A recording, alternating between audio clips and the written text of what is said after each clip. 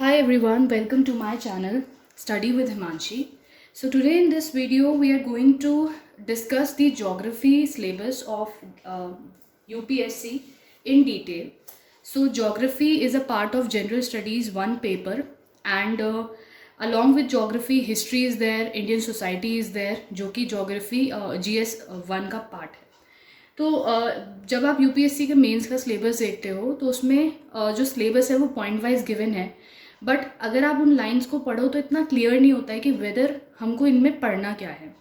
ठीक है, तो इसीलिए यहाँ पे मैंने जो वेरियस पॉइंट्स गिवन हैं ज्योग्राफी के सिलेबस में उनको सब टॉपिक्स में डिवाइड किया है.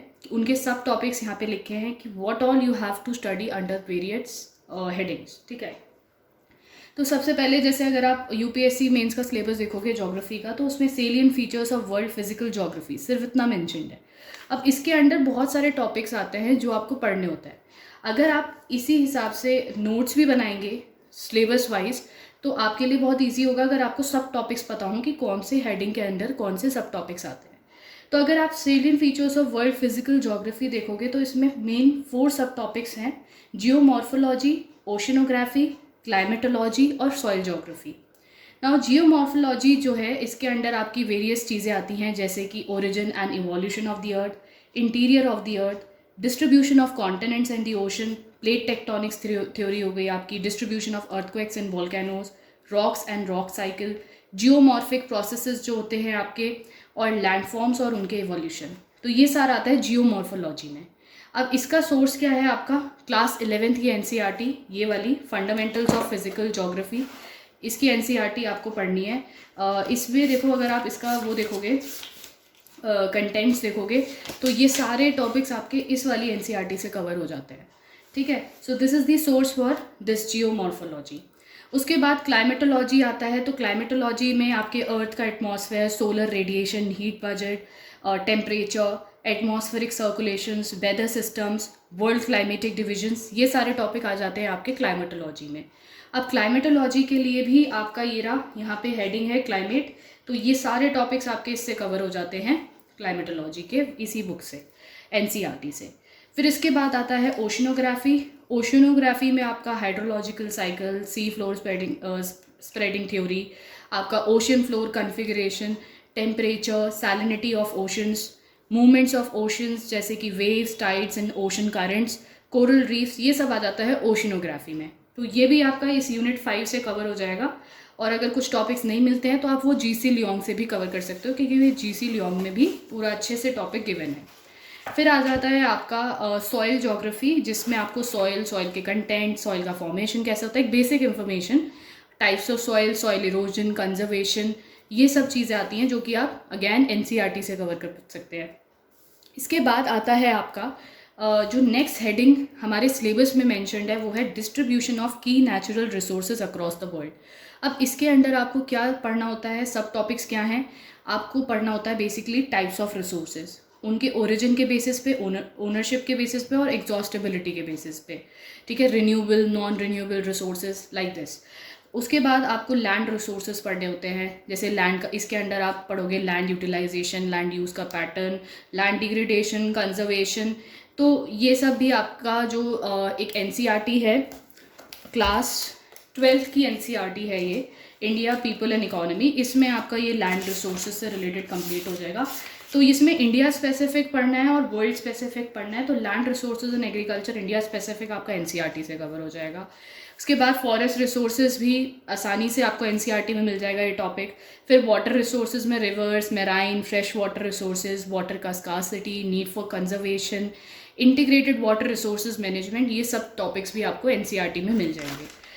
इसके बाद आता है आपका एग्रीकल्चरल रिसोर्सेज. ये बहुत इंपॉर्टेंट टॉपिक है, इससे क्वेश्चंस बहुत आते हैं. Types of farming, cropping patterns, crops, इसका कंट्रीब्यूशन क्या है एग्रीकल्चर सेक्टर का इकोनॉमी में.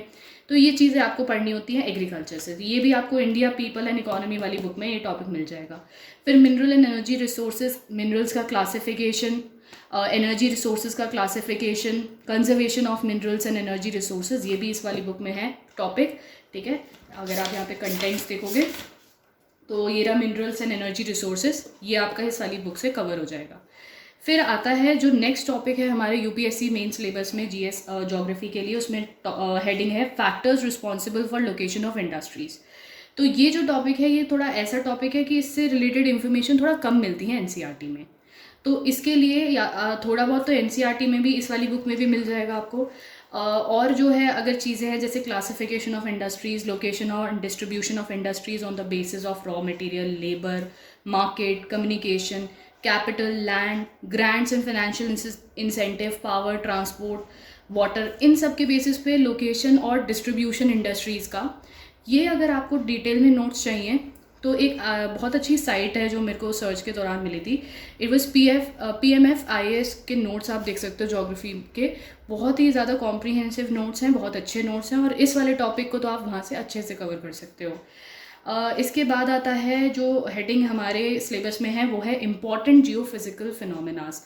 तो इम्पॉर्टेंट जियोफिजिकल फिनोमिनास में हमको क्या पढ़ना होता है? Earthquakes, tsunami, volcanoes, cyclones. अब अर्थक्वेक्स में हमको क्या पढ़ना है? हमें टाइप्स ऑफ अर्थक्वेक्स पढ़ने हैं, और हमें अर्थक्वेक वेव्स पढ़नी है, हमें मेजरिंग अर्थक्वेक कैसे करते हैं वो देखना है, इफेक्ट्स क्या होते हैं अर्थक्वेक के, shadow zone, very important concept related to earthquake, वो देखना होता है। तो ये वाला टॉपिक जो है आपका, ये भी इससे कवर हो जाएगा आपका इस वाली बुक से। इसमें ये अर्थक्वेक से रिलेटेड चीज़ दी हुई है, ठीक है। I will show you. ये रहा, ये आपका सारी चीज़ें अर्थक्वेक से रिलेटेड इस वाली बुक में दी हुई हैं। Wait a minute.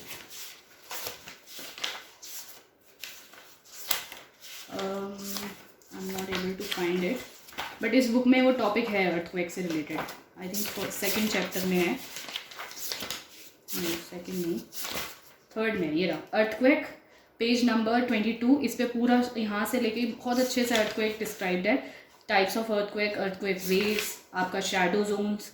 तो ये वाला टॉपिक तो आपका इससे कवर हो जाएगा। फिर वॉल्केनोज, सुनामी, साइक्लोन्स, इन सब में आपको सुनामी के causes, effects and mitigation, volcanoes के टाइप्स क्या होते हैं, कॉजेज़, वॉल्केनिक लैंडफॉर्म, वॉल्केनोज वाला टॉपिक भी इसमें है।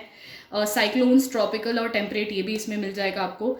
तो इनमें भी आपको ये पढ़ना है, ठीक है। इसके बाद आता है नेक्स्ट जो हेडिंग है वो है जियोग्राफिकल फीचर्स और उनके लोकेशन, और whatever changes are happening in the geographical features.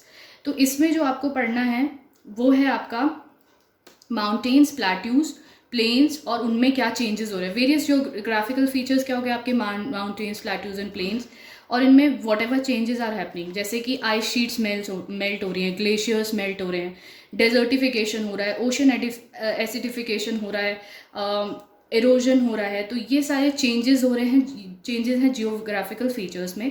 तो ये बेसिकली जो ये वाला पार्ट है ये करंट अफेयर से रिलेटेड है। वॉट एवर न्यूज़पेपर में इस चीज़ से रिलेटेड कुछ भी आ रहा है उसके नोट्स बनाओ, और ये आपके डायरेक्टली क्वेश्चन इन पे करंट अफेयर्स से ही आएगा, ठीक है। एक चीज़ जो मैं यहाँ पे भूल गई मेंशन करनी, वो है क्लाइमेटोलॉजी का वर्ल्ड क्लाइमेट डिविजन्स। तो वर्ल्ड क्लाइमेट डिविजन्स जो है वो आपको एनसीईआरटी में इतने अच्छे से नहीं मिलेगा, एक छोटा सा चैप्टर दिया हुआ है, बट हमें थोड़ा डिटेल में पढ़ना होता है। तो उसके लिए जीसी लियोंग के जो चैप्टर 15 से लेके 25 हैं, ये आप यहाँ से कवर कर सकते हो। हॉट, वेट, इक्वेटोरियल क्लाइमेट से शुरू होके, चैप्टर 15 से शुरू होके आपका चैप्टर 25 तक जो है, यहाँ से आप कवर कर सकते हो आपका वर्ल्ड क्लाइमेटिक डिविजन्स, ठीक है। सो इस तरीके से आप अपने ज्योग्राफी के जो नोट्स हैं वो भी मैं सजेस्ट करूँगी कि थोड़ा सिलेबस वाइज बनाइए, तो अच्छा रहेगा। और यही सब आपको ज्योग्राफी में पढ़ना है। आई होप आपको समझ आ गया होगा कि ज्योग्राफी में हमें क्या चीज़ कहाँ से पढ़नी है और सिलेबस में क्या क्या मेंशन्ड है। तो अगर आपको ये वीडियो अच्छा लगा हो तो please like it and share it with others also. Thank you.